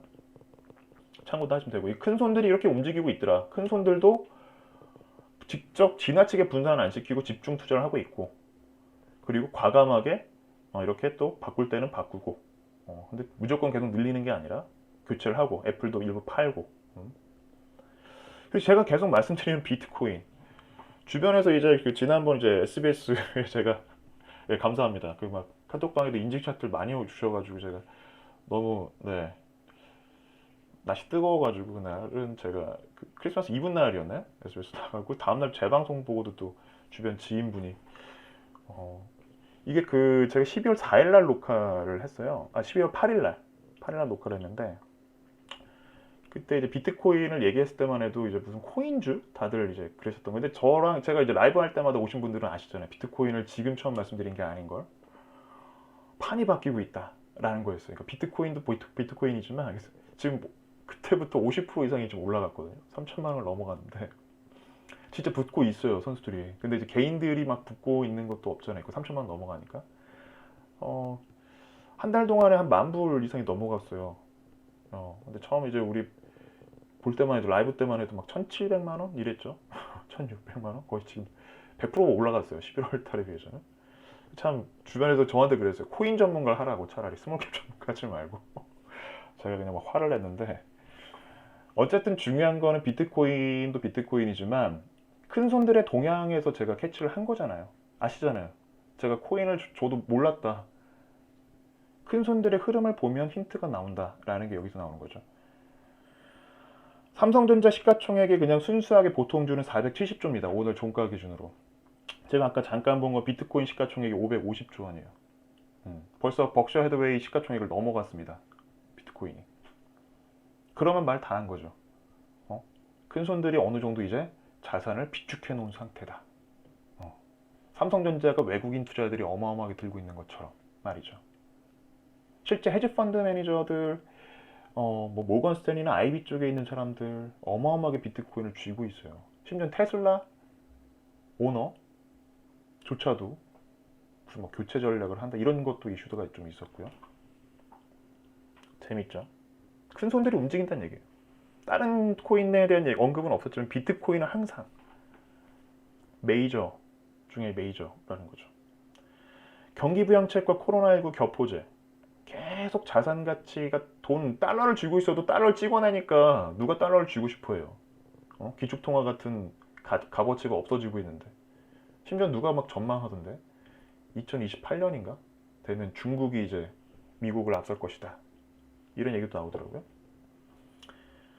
코로나19 격포제는 결제 시스템이 바뀌면서 이제 순식간에 다 한 번 이루어졌죠. 코로나로 인해서 이제 그 원래는 안전자산을 선호해야 되는데 금값은 떨어졌어요. 오히려 뭐 물론 지수가 올라가서 그런 것도 있지만 그 사이에 코로나로 인해서 잠깐 이제 핫해졌을 때 안정자산을 이제 선호를 하잖아요. 자산가들이 제 주변에도 막 금괴, 골드바 막 사시는 분이 있는데 안 사요 잘. 왜냐면 거래하는데도 힘들고 보관하기도 어렵기 때문에. 차라리 그 수요들이 지금 조금 젊은 층 자산가들은 다 비트코인으로 가고 있는. 디지털 골드라는 이제 표현이 나오기 시작했죠. 근데 정말 여기서 불을 질렀던 게 페이팔이 움직이기 시작한 거예요. 도입했다. 그리고 라이트코인 막 말씀드렸죠. 이더리움, 라이트코인, 비트코인 골드였나? 비트코인 캐시였나? 저 기억이 안 나는데 4개를 도입했죠. 그거 가지고도 결제할 수 있다. 글로벌에서 다 쓸 수가 있는 거예요 이제는. 온라인 시장이죠. 아마존에서도 쓸 수 있고 다 가능합니다. 페이팔 결제가 되기 때문에. 그렇게 돼버린 거예요. 그리고 뱅크 오브 아메리카도 리플 쪽. 제가 이렇게 방송 보신 분들은 나오죠. 그리고 리브라, 페이스북 30억 명의 그 유저들에게 이제 다 비트코인을 통해서 다 세탁이 가능한, 교체가 가능한. CBDC는 제가 말씀드리지만 그냥 중앙 정부에서 발행하는 디지털 코인, 화폐, 디지털 커런시. 이게 시대 중국은 움직이고 있고 미국 움직이고 있고 다 움직이고 있어요. 되면 얘네들이 있다고 비트코인이 없어지는 게 아니라 비트코인 다 타고 갈 수밖에 없는 그런 구조를 만들어 버린 거예요. 그리고 비트코인은 이미 지금 돌고 있는 물량이 정해졌어요. 더 이상 채굴이 거의 다 끝났습니다. 그렇기 때문에 이제 금처럼 이미 정해져 있잖아요. 들어오는 사람들은 계속 들어오니까 가치가 계속 올라가 버리는 거예요. 달러는 계속 가치가 떨어지고 있고 그런 지금 그림이 연출이 되고 있더라. 그리고 결제 수단이랑 자산으로서 비축 자산으로서 가치가 있으니까. 근데 선수들은 이미 이걸 알고 있었죠. 개인들이 시세를 만든 게 아니에요. 과거처럼. 선수들이 판을 만들었기 때문에 비트코인이 이렇게 올라가더라. SBS에 나왔을 때 이렇게 또 나왔어요. 이때만 해도 아마 그 많은 분들께서 그냥 의아해하셨을 거예요. 왜 코인을 갑자기 얘기를 하지? 이 부분들. 코인 관련된. 근데 코인 관련주는 이만큼 많이 못 올랐어요. 참 해법은 비트코인인가? 라는 생각을 또 갖게 되었습니다. 저 역시도 뭐 직접 코인을 투자하지는 않기 때문에. 이렇게 새로운 고점을 찍었습니다. 업비트 쪽에 제가 이제 퍼왔는데 업비트에서 사상 최고가를 이제 이번 주에 찍었나 그랬을 거예요. 이번 주에 3,200만 원까지 올라갔네요. 불과 이제 이 삼성전자보다 더 많이 갔죠. 비트코인이. 자, 그래서 일단 선수들이 제가 드리고 싶은 말씀은 비트코인을 투자하자는 아닙니다. 일단 선수들이 보는 곳은 무시하지 말자. 과거에는 도박이었을지 몰라도 선수들이 지갑을 열고 들어가는 곳은 웬만해선 절대 손해보고 나가지 않는다라는 거예요. 그 판을 이용을 해야 된다 우리는. 그래서 항상 고래 싸움에 새우등 터지는 게 아니라 기회가 있다. 이걸 제가 또 봤어요. 지난주 이제 라이브 방송 끝나고 애플카 얘기가 쑥 나왔는데 테슬라 주가가 막 급락을 하는 거예요. 테슬라가. 편입 첫날 S&P 500 쪽에. 그래서 저는 이제 겹 악재였죠 이게. 테슬라 쪽이 그동안 있었던 이 차익 매도 물량이 나오는 것도 있었지만 애플 완전 이제 다른 데에서 그냥 전기차 뭐 현대차나 기아차나 이런 데서 뭐 쌍용차나 여기서 뭐 전기차 만든다 해도 뭐 테슬라가 움직이겠어요. 근데 애플이 만든다고 하니까 야 이거는 이제 또 직접적인 경쟁. 왜냐면 플랫폼사니까 얘네들은 알고 있는 거죠. 시장은 아주 빠진 거예요. 그 이후에 물론 이제 테슬라가 뭐 주가는 여러분들 더 잘 아실 테고 큰 손들이 쉽게 투자하지 않는다는 거. 그래서 일단은 자율주행이랑 전기차 안에 해법은 있다고 저도 해답은 있다고 보고 있습니다. 이미 막 올라갔다고 많이 올라간 게 아니라 그 안에서 수혜를 보는 기업들도 분명히 있을 것이고 뭐 애플에 뭐 렌즈를 납품하고 있는 기업들이나 뭐 이런 것들 뭐 카메라 모듈이나 그런 기업들이 어차피 자율주행에 다 쓰이지 않겠습니까? 그래서 이미 큰 판이 만들어졌고 이 판은 더 커질 거다라는 거죠. 이들이 이만큼 투자를 하고 있다는 얘기는 그래서 우리가 잠깐 전기차도 마찬가지지만 근데 배터리는 이미 계속 선반영이 되고 있죠. 실적이 찍히면서 이미 큰 판이 만들어졌고 투자자라면 계속 이 판을 애플카라는 이슈는 앞으로 계속 나올 겁니다. 근데 거기에 조금 더 추가적으로 우리 봐야 될 것 중에 하나가 인프라랑 보안 쪽은 이 기반이 돼야지 자율주행이 가능하거든요. 정책적인 것도 필요합니다. 이거는 정부에서 움직여야 돼요. 지자체 쪽이랑 다 맞물려서 움직여야 돼서 이 관련된 사업을 했던 업체들은 아마 수혜를 좀 보지 않을까 보고 있습니다.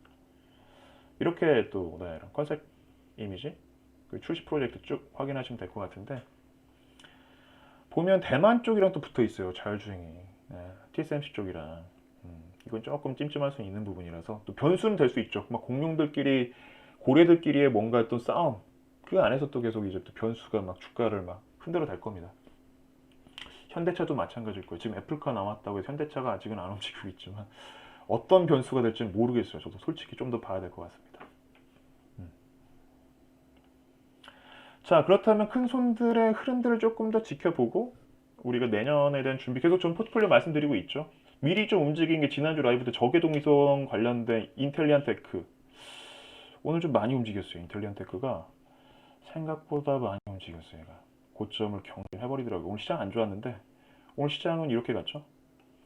이미 그 시장 동향은 살짝 말씀드렸습니다. 그죠? 오늘은 내일 배당락을 앞두고 시세 차익과 오버홀딩 세력들 간의 싸움 그리고 바스켓은 열려있기 때문에 혼조권 마감 예상 좀 지지부진했어요. 시장 모니터링 할 필요도 없는 날이었는데 오늘은 그럼에도 불구하고 10% 넘게 올라간 종목들 그리고 너무 빠르긴 했지만 이 우리 보유했던 HCT가 너무 상한가까지 그냥 훅 갔다가 또 안타깝긴 하지만 그래도 이런 맛을 봤다라는 거 그리고 어쨌든 뭐 플러스권이니까 하지만 위에서 쫓아갔던 세력들은 마이너스가 어마어마했겠죠. 그래서 항상 거래가 터지기 전에 선침의 전략이 필요하다. 에헴하고 보는 거죠. 우리 12,900원 이하죠. 보시면 될 것 같고 그 다음에 다시 돌아와서 빨리빨리 좀 말씀드리겠습니다. 잠깐만요. 지금 10시인데 10분 정도만 더 할애할게요. 15분 정도. 네, 괜찮으신 분들은 1번 한 번씩 눌러주시면 제가 확인해서 싫다. 나는 지금 끝내야 된다. 2번. 확인한 다음에 진행하겠습니다. 지금 마이크 지금 전달이 조금 늦더라고요. 보니까 한 10초? 10초 정도 한 5초에서 10초 정도 차이가 나는 것 같아요. 그래서 일단 포트폴리오 하나씩 만들어가면 되고 급할 거 없어요. 그냥 하나씩 가고 좀 못 가더라도 내년에 명분이 있다면 들고 가는 게 맞는 거고 그 안에서 제가 계속 말씀드린 게 6개월 안에 하나가 튀어 올라가잖아요. 6개월 안에 100% 나올 수 있다. 아니면 뭐 80%, 70% 나올 수 있다면 들고 가는 게 맞잖아요. 대응하는 게 맞습니다. 그리고 비중이 크지 않다면 그냥 뭐 감수할 만한 또 한 거고 뭐 상대적으로 그걸 볼 필요도 없는 거예요. 대형주가 지금 간다고 대형주 잠깐 쉴 때 중소형주 움직이는 거 뭐 하루 이틀이면 끝나는 거 아시잖아요. 장대 양봉 하나, 상승갭 하나. 그럼 30%, 50%만 이렇게 올라가는데. 그러니까 그런 것들만 봐도 누가 맞다 틀리다는 아닙니다. 전 대형주가 무조건 아니라고 말씀드리지는 않잖아요. 뭐 하려면 LG전자, 카카오 묻어놓고 중장기 종목들 장기적으로 계속 더 가고 단기 종목들은 뭐 단기로 갈 수도 있는 건데 기간이 중요한 게 아니라 뭐 기업이 크냐 작냐가 중요한 게 아니라 작은 기업들이 튀어 올라가더라도 자리를 잡았을 때 기업 재평가가 됐을 때에 대한 주가 상승이 워낙 강하고 빠르게 나왔기 때문에 거기에 대한 매력을 여러분들 계속 알려드리고 있는 것 뿐입니다. 막연한 대박을 노리세요가 아닙니다. 현실적인 말씀을 계속 드리는 거죠. 자, 여기서 제가 처음에 잠깐 말씀 안 드린 게 있어요. 네, 조금 더 그럼 한 20분 정도만 더 할게요. 그 안에 좀 끝날 수도 있을 것 같은데. 미국에서 아까 소비 지표 안 좋다고 말씀드렸잖아요. 지갑을 안 열었다, 연말에. 유일하게 지갑을 미국인들이 엄청 집중한 게 있었어요. 먹는 거는 당연한 거고, 빼고. 이게 바로 가구랑 전기, 전자제품이었어요. LG전자가 잘 가는 배경도 물론 그 투자 관련된 것도 있지만, 글로벌 가전제품, 이제 백색 가전 시장에서는 뭐 단연 1위 기업이란 말이에요. 뭐 월풀을 넘어섰다, 이 얘기가 나올 정도로. 가구, 전자제품은 미국인들이 어마어마하게 사들인. 왜 이게 딱 떠올려 보시면 우리 이제 계속 재택근무나 코로나가 바꿔놓은 부분들이긴 한데 어쨌든 지금 이 시장에서 움직이고 있다라는 거 하나의 우리 힌트로서 볼 필요는 있을 것 같아요. 가구랑 전자제품. 계속 지갑을 여는구나. 그다음에 먹거리 당연한 거고요. 근데 식품이라는 걸 우리가 지금 조금 느슨하게 가고 있긴 한데 항상 이러한 바이러스에 대한 걸로 이런 집콕에 대한 이제 기간이 어느 정도 있는 다음에 식품 관련된 좀 대형주들 실적이 정말 좋아지거든요. 그때 신기하게도 환율이 항상 꼭 빠졌던 기억이 있어요. 빠지면서 수익성이 좋아져요. 수익성이. 물론 이제 그 살짝 가격이 좀 내려가면서 상쇄되는 것도 있지만 수출 쪽이 이제 많아지는 기업 같은 경우는. 근데 대다수 이제 내수로 주로 이제 해결을 하는 매출이 발생하는 기업들 같은 경우는 이제 재료가 싸져 버리니까 막 밀가루 수입하고 이럴 때 국내에서 다 이제 한 80% 이상, 90% 이상이 이제 매출로 국내에서 내수해서 잡히면 그런 기업들이 막 주가가 그 이후에 막 눌려 있다가 가는 경우들이 있었어요. 그래서 먹거리 쪽도 그래서 봐야 된다고 말씀드리고 있죠. 좀 많이 눌렸기 때문에. 그 다음에 실내 인테리어, 제가 하츠를 말씀을 드리긴 했는데 솔직히 말씀드리면 하츠도 지금 뭐 우리 VIP 쪽이나 우리 포트폴리오 쪽, 멤버십 쪽에서 제가 정말 좋아하는 기업 중에 하나였어요. 근데 분석 마지막 끝자락에서 봤던 게 라임 사태가 연결돼 있었던 거예요. 얘가 순이익이 얼마 안 됐는데 몇십억 됐었는데 30억이 묶여 있는 거예요. 물론 지금 뭐 매출 상승률로 봤을 때는 뭐 작으면 작고 크면 클 수도 있는데 그게 제일 걸렸어요. 그래서 일단은 아웃시켰던 기업이었는데 그 이후로 조금 올라갔죠 더. 근데 실내 인테리어 쪽이랑 리모델링 관련된 종목들은 앞으로 내년에 특히나 부동산 정책적인 부분도 재건축보다는 리모델링 쪽으로 전국적으로 좀 확산세가 이루어지고 있는 상황이고요.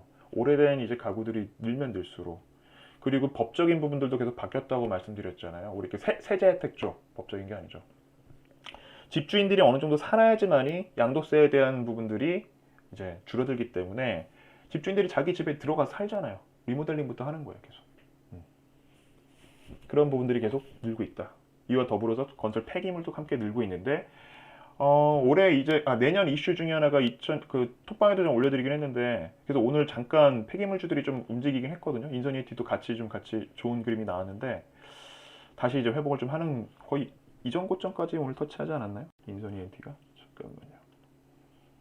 맞아요. 잠깐만요. 11,450원. 네, 이전 고점을 뚫지는 못했는데 들어갔다가 지금 시장 밀리면서 같이 밀렸어요. 근데 11,450원까지 다시 올라갔죠. 이건 역시 또 중간에 이 시세 흔들림 없는 이유가 뭐죠? 선침해가 됐기 때문이죠. 10,000원 전후로 만 원 밑으로 사도 되나요? 막 이런 분들 지금 보유하고 계실 겁니다. 아마. 그리고 11,100원 이렇게 들고 계시니까 얼마든지 한 10%대 전후로 플러스권이 나오고 있는 상황이라서 중간 시세 이길 수가 있는 건데 어떤 분들은 지금 들어가도 되나요? 제가 말렸던 이유를 아마 아실 거예요. 이거 이 음봉 나왔을 때 과연 저한테 분명히 물어봤을 거예요. 다시 팔아야 되나요? 1,800원에 들어가는데 막 이런. 네. 그래서 일단은 선침해가 중요하다. 시세가 만들어진 다음에 조금 늦을 수도 있다라는 거. 심리적으로 못 이겨내요. 저도 못 이겨내요. 저도 몰라요. 그러니까 예를 들면 시세가 나오는데 이걸 팔아야 되나요? 들고 가야 되나요? 저도 모릅니다. 선침해 하는 자리는 없지 않아 좀 알고 있는데 더 잡아야 되나 이런 건 아는데 중간에서 이걸 팔아야 되나? 시세를 내려고 이제 저도 계속 좀 단단한 포트를 만들고 있는데 쉽게 버리지는 않겠죠. 그런 카드들을. 그래서 일단 중국 고체 폐기물 수입 금지령이 이제 적용이 돼요. 1월부터 시작이 됩니다. 그래서 지금 폐기물 쪽으로 아마 이런 쪽이 좀 나오지 않을까. 그리고 IP 컨텐츠는 이건 제가 나중에 좀 특집 방송을 한번 말씀드릴 것 같은데 내년에 이제 디즈니 플러스인가요? 지금 보면 OTT 애들 동향을 좀 볼 필요가 있어요. 어느 정도 이제 성장 국면에 들어왔죠. 그 다음부터 이제 승부가 어디서 나오냐면 이제 IP, 이미 다 볼 사람들은 다 봤어. 이제 니들이 뭘 갖고 있는지 다 알아. 새로 업데이트되는 작품들은 뭐야? 거든요. 그렇다면 얘네가 필요로 하는 거는 악착같이 이제 자기들만의 독자적인 IP를 만들거나 직접 자체 제작을 하거나 아니면 갖고 있는 기업들을 이제 뭐 출자를 하거나 아니면 제휴를 하거나 뭐 이런 겁니다. 왜냐면 독점이 일단 좋은 거니까 그걸로 이제 신규 유저들을 계속 끌어올 수가 있는 건데 기존 고객들을 이제 감동도 줄 수 있는 거고 그래서 IP 콘텐츠가 내년에는 좀 핫 이슈가 되지 않을까라고 보고 있습니다. 그 다음에 지금 시장은 호황이지만 경기 불황이라고 저는 계속 말씀드리고 있죠. 불황 속에서 인플레이션이 올라가고 있다. 조금 올라가고 있어요. 국제유가가 올라가면서 지금 항상 모든 척도는 유가니까 우리 휘발유 기름 주유소에 넣으신 분들 다 아시죠? 1,400원대까지 올라갔어요. 휘발유가. 물가의 가장 기본 또 먹는 것들도 마찬가지고 양은 줄고 박스로 포장은 막 하고 있는데 양은 줄고 가격은 똑같거나 더 올라갔어요. 보이지 않게 지금 인플레이션이 가시화가 되고 있지는 않지만 이것까지 같이 나와버리면 조금 상황은 글쎄요. 과연 더 이제 주식시장에서 이제 좀 부동산도 마찬가지고 더 이거를 내가 지갑을 열면서 모험을 할 만한 사람들이 이제 얼마나 나올 것이냐라는 걸 가지고 계산을 할 자리가 분명히 올 겁니다. 빠르면 내년 1분기 말쯤 한 3월? 4월쯤에 나오지 않을까. 그러니까 금리라는 이야기는 제일 좀 민감하게 보셔야 돼요, 여러분들도. 시장이 좀 좋아졌다, 경기 부양을 해서. 특히 미국 같은 경우에는. 그래서 이제 렌탈 중고거래 쪽도 우리가 좀 잘 봐야 된다. 이런 쪽이 계속 이슈가 될 수 있고 또 이만큼 중고거래랑 렌탈 쪽은 거래가 될 때마다 뭐가 있죠? 배민이 빨리 성장할 수 있고 밸류에이션이 급격히 올라갈 수 있었던 배경은 단기간 안에 짜장면 하나 시키든 통닭을 하나 시키든 그 매출이 다이렉트로 다 찍혔어요. 그 다음에 수수료를 나중에 빼서 뭐 10,000원짜리 뭐 통닭이다. 굳이 뭐 900원, 500원 남겼을지언정 처음 잡히는 매출이 10,000원이었단 말이에요. 그걸 우리가 기억해야 됩니다. 그래서 지금 전체 쇼핑 플랫폼이나 제가 계속 말씀드렸던 뭐 라이브 커머스 그래서 렌탈, 중고거래도 막 북적북적 되잖아요. 막 거래 한 번 일어날 때마다 이게 다 매출로 잡히는 거예요. 그래서 그런 기업들, 매출이 일단 빨리 덩치가 클 수 있는 기업들은 관심을 가져야 된다. 그래서 그 안에도 플랫폼 기업들은 뭐든 할 수가 있죠. 실제 카카오가 카카오TV 가지고 라이브 커머스를 할 수도 있죠. 네이버도 마찬가지고. 얼마든지 플랫폼 쪽은 다 붙이면 다 돈이니까 이제는. 과거에는 이게 무슨 밑 빠진 독이냐 막 욕을 엄청 먹었었는데 특히 카카오는 서버비만 얼만데 가치가 이거밖에 안 되냐.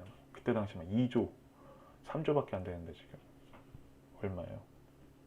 시가총액이 카카오가 엄청 올랐죠. 그래서 일단은 이런 관련된 섹터들은 내년에 한 번쯤은 이 뻔한 섹터는 제가 다 배제했습니다. 아까 말씀드렸던 뭐 자율주행 뻔하잖아요. 다 이미 제가 말씀 안 드려도 다 아시잖아요. 더 잘하실걸요 아마 저보다. 뭐 전기차 배터리 저보다 더 잘하실 겁니다. 그리고 뭐 반도체 또 잘하시잖아요.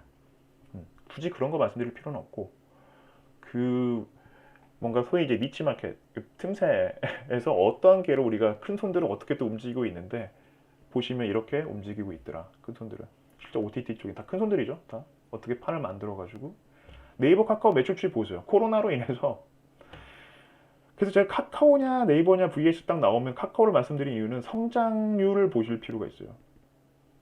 1조 1,000억에서 네이버는 올해 3분기 1조 3,600억 정도 한 2,000억 정도밖에 안 올라갔어요.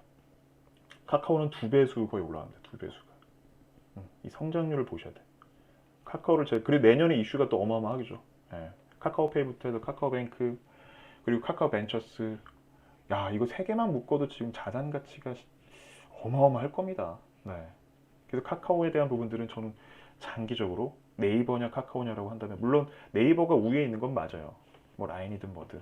근데 이번에 라인 제가 정확히 못 봤는데 나스닥에서 그 통합 때문에 상장 폐지하지 않나요? 그죠? 고의로 이제 하는 게 있거든요. 문제가 돼서 하는 건 아니고 잘은 제가 잘 모르겠는데 아시는 분들은 아실 겁니다. 검색해보면 나올 거예요. 거기에 대해서는 제가 이제 뭐 그냥 노코멘트 하겠습니다. 제가 모르니까 모르면 모른다고. 그냥 그 기사를 잠깐 본 것 같아요. 제가. 어쨌든 카카오는 계속 봐야 된다. 자 이거 좀 중요해서 제가 또 뺐습니다. 지난 라이브 때도 한번 말씀드렸잖아요. 뉴스 기사 테마 절대 쫓지 말자. 아니, 아무리 남들이 좋게 좋게 해도 여러분들 계좌 진심으로 위해주는 사람 없어요. 이 바닥에서 누굴 믿으시려고 하십니까? 스스로 내 색깔 찾고 거기에 맞는 무장하고 꿋꿋이 종목들이 안 가더라도 내 색깔이 맞다면 즐길 줄도 아셔야죠. 그렇게 해도 너무 모니터의 노예가 되는 것보다는 어떻게 좀 얄궂게 갈까를 생각하시는 게 맞고, 그 장중 시세 나오는 거 쫓아가는 거 위험합니다. 아까 잠깐 보여드렸잖아요. HCT를 우리는 보유했기 때문에 했지만 누군가는 수급이 붙으니까 쫓아붙은 사람도 있었겠죠. 분명히 있을 겁니다. 거래 살아날 때 이제 무슨 막 기법이라고 해가지고 막 쫓아가는 상한가 따라잡기 막 이런 거 수익 났을까요? 쫓아가는 거는 남들이 이미 다 보고 있는, 더 빨리 보고 있거나 쫓아가지 말자. 나중에 아무리 상한가 마감을 할지언정 그냥 내버려 두는 그런 좀 멘탈에 대한 관리가 지금 시점에서도 더 그렇고 내년엔 더 중요할 겁니다. 개별적인 장세들이 더 나올 수도 있고 지수가 막 이런 왜곡이 더 나올 수도 있기 때문에 그런 멘탈 관리 못 하시면 투자 안 하시는 게 맞고, 피곤하다면 차라리 남들한테 맡기는 게 전문가들한테 맞지 않나 생각이 들어요. 남들 신경 쓰지 않는 게 제일 중요해요. 그리고 스스로 계속 나와 맞는 전략들을 찾아가지고 선취매를 했다면 느긋이 기다릴 줄도 아는, 아까 그 큰 손들은 아까 8년, 9년 걸려가지고 자금 회수했다 그랬잖아요. 멀리 큰 그림을 그리시는 게 좋아요. 물론 나는 9년 뒤에 100% 낼 거야 이런 게 아니라 최대한 멀리 심적인 여유도 계속 가지시고, 누구나 이 싫어하는 사람이 어디 있겠습니까? 빨리 고수익을 내려고 이 바닥에 다 들어오고 왔는데 이거 싫어하는 사람이 몇이나 있어요. 똑같은 생각으로는 절대 여러분들 계좌 바꿀 수 없다라는 거는 누가 얘기 안 해줍니다. 이런 거는 지금 막차니까 빨리 하라고 얘기를 하지 잠깐 보류하고 대기하라는 얘기는 안 해요. 제가 이번에 SBS 출연하면서 가장 어려웠던 거는, 저는 바텀업 투자자잖아요. 대다수가 물어보는 거는 막 시장 이슈 섹터예요. 근데 저는 섹터를 보고 들어간 적은 단 한 번도 없거든요. 개별적인 기업들을 핸들링을 하죠. 이거 굳이 할 얘기가 많이 없는 거예요. 너무 힘든 거예요. 과연 이 방송이 맞나? 네. 근데 종목 하나 썰 얘기하면 저 아시잖아요. 종목 썰 시작하면 뭐 끝도 없이 얘기를 하는데 제가 아는 기업들은 굳이 그러니까 막 시장을 잘 아는 사람들도 많아요. 근데 그분들이 과연 포트폴리오 잘 짰을까라는 걸 좀 되묻고 싶은 거예요. 시장을 잘 알면 코로나 사태도 예측을 했어야 되는 건가? 아니면 서프라임도 예측을 하거나 똑같이 했다가 시장 살아나니까 뭔가 이런 시장이 더 좋아질 것 같아서 이런 포트가, 이거는 누구나 할 수 있지 않나 생각이 들어요. 그래서 기업적으로 차라리 시간을 그 시간에 맞지 않나. 이건 어떻게 보면 각자의 관점에 따라 다릅니다. 성향 문제지 정답은 없습니다. 계속 말씀드리지만 전략은 전략대로 가져가는 거예요. 단기로 들어갔다가 중장기로 가끔 바뀔 수도 있긴 하지만 처음부터 들어갈 때부터 선침해서 중장기로 봅시다 하면 계속 보는 거고, 단기로 대응하고 더 갈 수도 있겠지만 수익 났으면 빨리 현금 회수하고 다음 이제 준비하는 게 맞는 거고. 왜 이런 말씀 드리냐면 LIS 투자하신 분 혹시 계시나요? 이거 보고 제가 깜짝 놀랐는데 저도 살짝 공시 보고 이게 잘못됐나 싶었어요. 이 기업이 무슨 1조 원대에 달하는 마스크 수출 계약을 했다고? 설마 했어요. 설마 무슨 보물섬 같은? 1조 원이면 어마어마한 대박이거든요. 삼성전자가 1조 원을 했다라면 그래 이해되죠. 근데 LIS가 이 기업이 얘네가 뭔데? 찾아봤는데 얘가 진짜? 라고 이제 계속 되묻게 되는 거예요. 근데 아니나 다를까 이제 그 관련 이제 그 AA 국내 쪽 있는 업체 쪽이랑 직접 통화를 이제 한 거예요. 근데 그런 경우가 없다. 그 이후로 이제 주가 폭락, 순식간에 막 정지되고 막 난장판이 된 거예요. 그 공시 기사, 이 공시로 떴으니까 뉴스로 나온 게 아니라. 그래서 이것도 재해석할 필요는 있는 거예요. 그러니까 이건 어떻게 보면 사기거든요. 이거 어떻게 보면 쉽게 넘어갈 부분은 아니에요. 이 부분은요, 그러니까 모르겠습니다. 제가 왜 투자하시는 분들 계시냐고 여쭤봤던 게 그겁니다. 이거 충분히 법적으로도 가도, 이건 얼마든지 금감원 쪽으로 가도 이건 정말 해결할 수 있다고 봐요. 이건 기업에서 낸 거거든요, 공시를. 진위업을 명확하게 얘기를 해줘서 투자자들에게 알려줘야 되는데, 명확하게 정말 이게 아니라면, 정말 그 대금 결제가 안 됐다면, 아니 들어왔는데 정말 이게 맞춰서 간다면 상관이 없는데 그게 또 급등이 나오겠죠. 주가가 지금 미리 알려주고 있는 것이 아닌가. 예, 그래서 지금 상당히 위험해요. 그래서 너무 그 좀 분에 안 맞는, 그릇에 안 맞는 기사가 나오면 한 번쯤은 의심도 좀 해보자 라는 거예요. 너무 이게 시세가 나왔을 때 쫓아가지 말자라는 겁니다. 아시겠죠?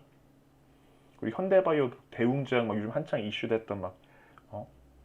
백신 관련된 것들 뭐 폭락했거든요. 이 종목들도. 그러니까 지금 무슨 얘기냐면 대형주 장세라고 해서 아 대형주를 들고 있었어야 되나? 근데 이런 종목들 안 쫓아간 것만으로도 다행이다. 순식간에 반토막이죠. 이 종목도 42,000원까지 갔다가 2만 원. 그럼 반토막 나요 그냥. 요즘 같은 시장에서 이런 시세 나는 종목도 잘못 쫓아가다가 그리고 심지어는 미국 같은 경우에도 니콜라 얘기 아시죠? 예, 지금 뭐 난리 났습니다. 사기 이용 나오고 있고.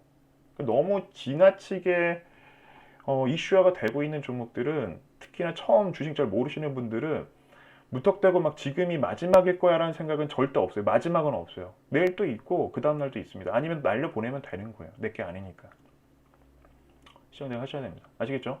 그래서 아까 그 말씀 당부의 말씀 조금 길게 할애를 한 겁니다. 이거 좀 중요한 상황. 요즘 시장의 특징. 그 에이콘 멤버십 마지막 잠깐 말씀드리면 지금 저희가 지금 진행되고 있는 부분은 이렇게 섹터에 맞춰서 아까 보여드렸잖아요. 잠깐. 기업들을 하나씩 담아가고 있어요. 계속. 실제는 많게는 뭐 50%를 담을 때도 있는데 요새는 한 20%, 30% 많게 담으면 작게는 10%씩 뭐 5% 잡다가 날려버린 경우도 있고 올라가면. 근데 중요한 거는 모니터의 노예가 되지 말자라는 거예요. 안 봐도 그냥 여기 잘 담아놓고 잠깐 시간 될 때 보고 여유롭게 좀 대응하자라는 거에 계속 지향하는 그런 전략을 지향하는 멤버십이고요. 한 5천만 원, 1억 기준으로 봤을 때는 많으면 한 7종목, 적으면 한 4종목 정도로 핸들링 합니다. 참고로 에이컴 위클리 리포트, 이번에 이제 리포트 중심으로 이제 포트폴리오를 막 그 편입을 하고 있거든요. 11월 30일에 나갔던 DNF라는 종목이 있는데 이미 이제 목표 수익은 좀 달성을 했네요. 운이 좋게 반도체 종목들이 같이 가주면서. 그 여유, 계속 여유를 강조드리고 있어요. 시간적인 여유 드리고 어차피 투자하는데 계속 공부도 끝이 없죠. 정보도 끝이 없이 봐야 되고, 일하고 있는데 수시로 MTS를 봐야 되는데 이거 좀 벗어날 수 없을까? 지금 에이콘 멤버십, 에이콘 포트폴리오에서 해결을 할 수 있다고 저는 자신 있게 말씀드리고요. 그렇게 지금 해오고 있고. 그리고 카톡방에도 포트폴리오 구축이 돼 있죠. 인선이 이제 아까 말씀드렸던 거, 폐기물 관련돼서 HCT, 그리고 리드코프 세 종목이 돼 있습니다. DNF 그 리포트에 나갔던 거는 이렇게 나갑니다. 목표 수익 1차 목표 수익 20% 이렇게 나가죠. 네, 이렇게 대응을 또 어떤 투자 포인트들이 잡혀 있고 실제 이제 저희 멤버십 분들한테 나가고 있는 리포트입니다. 끝으로 기사 체크. 모건 스탠리 또 계속 입방정을 떨고 있습니다. 많이 오른 주식 지금 팔아라. 네, 그냥 한 귀로 듣고 듣는 건 아니죠. 그냥 안 보면 됩니다. 얘네들 말은 뻔한 얘기인데, 그죠? 많이 오른 주식 지금 팔아라. 이거 누구나 하는 얘기인데 이걸 뭐 굳이. 네.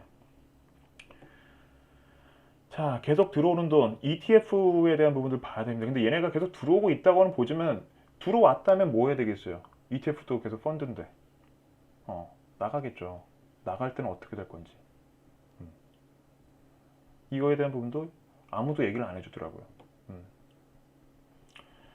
그리고 쌍용차 결국엔 11년 만에 중국 갔다가 인도 갔다가 이제 또 법정관리 신청. 뭐 아무리 코로나 사태라 이거 떠나서 뭐 티볼리 잘 나갔다는 얘기 있었는데 일단 법정관리 한번 나갔던 종목, 워크아웃 됐던 종목, 감자했던 종목들은 투자자라면 절대로 보시면 안 됩니다.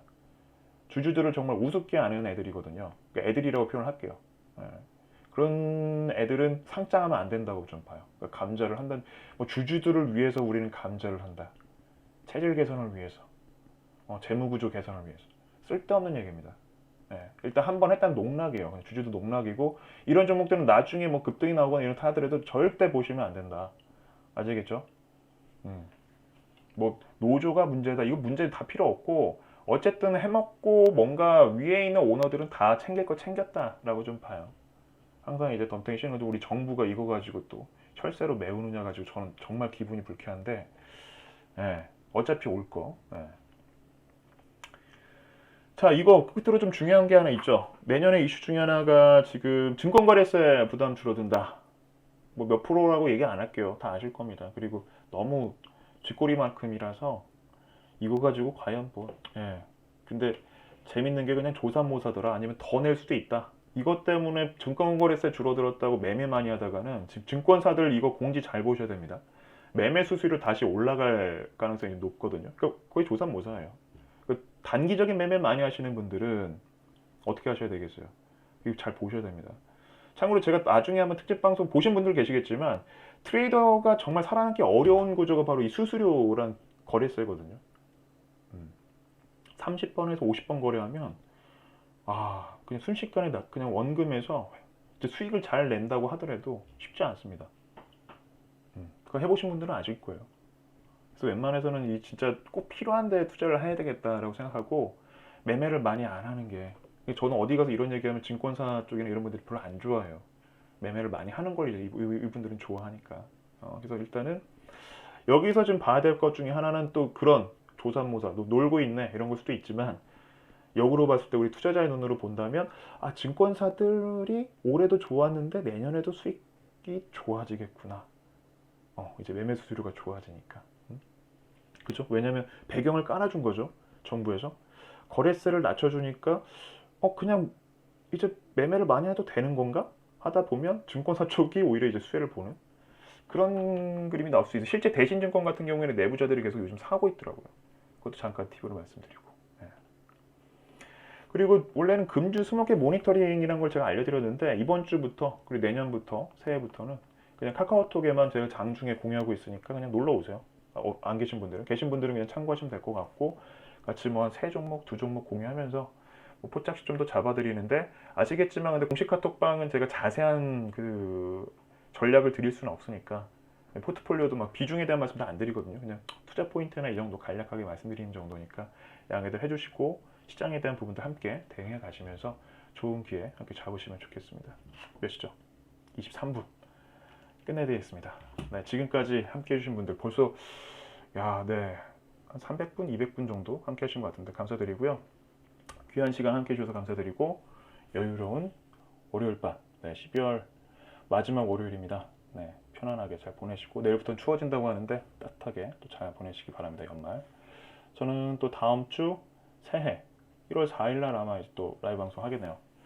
라이브 방송에서 뵙겠습니다. 또 카톡방에서 뵐 수 있는 분들은 또 내일 뵙도록 하겠습니다. 이만 물러갈게요. 고맙습니다.